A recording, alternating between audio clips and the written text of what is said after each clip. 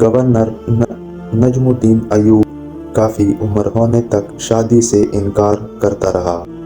एक दिन उसके भाई असुद्दीन ने उससे कहा, भाई तुम शादी क्यों नहीं करते?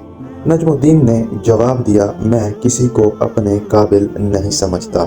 ये सुनकर असुद्दीन ने कहा, मैं आपके लिए रिश्ता मांगूं? नजमुद्दीन ने जवाब दिया, किसका? असुद्दीन ने कहा, मलक शाह बिन सुल्तान महमूद बिन मलक शाह सल्जूकी की बेटी का या वजीर अल मुल्क की बेटी का। ये सुनकर नजमुद्दीन बोला, वो मेरे लायक नहीं। असुद्दीन दम से रह गया। फिर कौन आपके लायक हैं? नजमुद्दीन ने जवाब दिया, मुझे ऐसी नेक बीवी चाहिए जो मेरा हाथ पकड़कर मुझे जन्नत ले जाए और उससे मेरा एक ऐसा बेटा पैदा हो जिसकी वो बेहतरीन तरबियत करे, वो शाह सवार हो और मुसलमानों का क़िबला अव्वल वापस ले।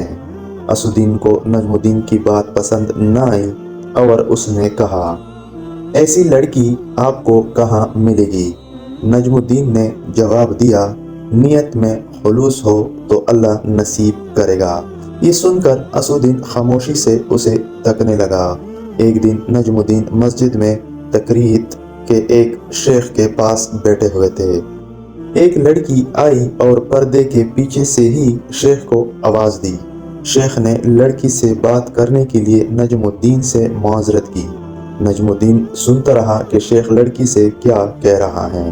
शेख ने लड़की से कहा, तुमने उस लड़के का रिश्ता क्यों मुस्तरद कर दिया जिसको मैंने भेजा था? लड़की ने बोला, ए हमारे शेख और मुफ्ती, वो लड़का वाकई खूबसूरत और रुतबे वाला था मगर मेरे लायक नहीं था। शेख हैरत से बोला, क्या मतलब? तुम क्या चाहती हो? शेख, मुझे एक ऐसा लड़का चाहिए जो मेरा हाथ पकड़कर मुझे जन्नत में ले जाए और उससे मुझे अल्लाह एक ऐसा बेटा दे जो शाह सवार हो और मुसलमानों का क़िबला अव्वल वापस ले।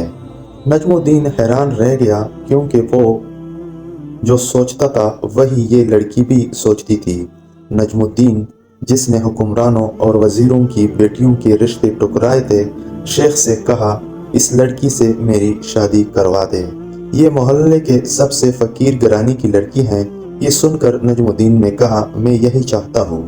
फिर नजमुद्दीन ने उस फ़कीर मुत्तकी लड़की से शादी की और उसी से वो शाह सवार पैदा हुआ जिसे आजकल दुनिया सुल्तान सलाहुद्दीन अयूबी रहमतुल्लाह अलैह के नाम से जानती हैं, जिन्होंने मुसलमानों के क़िबला अव्वल बैतुल मुक़द्दस को आज़ाद करवाया।